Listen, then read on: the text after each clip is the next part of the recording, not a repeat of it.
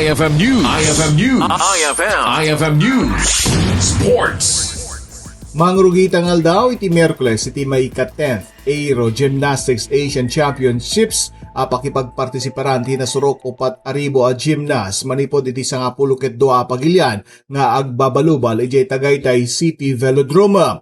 Babaen ti team nga Leap Dance 1 Asia. Ti torneo ket inorganisa ti Gymnastics Association of the Philippines nga indauluan ti presidente daytoy ani Cynthia Carrion ken suportado ti Asian Gymnastics Union. Sigon ken Carrion, may isa nga makapailiw ken dinamiko a performance iti atleta iti mangipakita iti pinagkaykaysa ken panagkakadwa dagiti atleta iti Asia.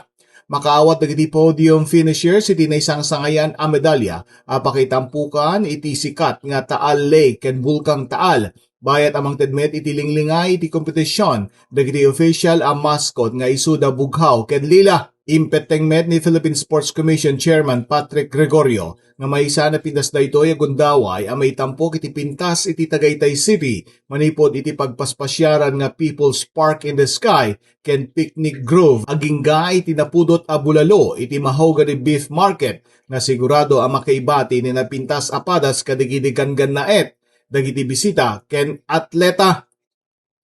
Para iti IFM Sports daydi ni Idol Joey C. Tatak IFM. IFM News. IFM News.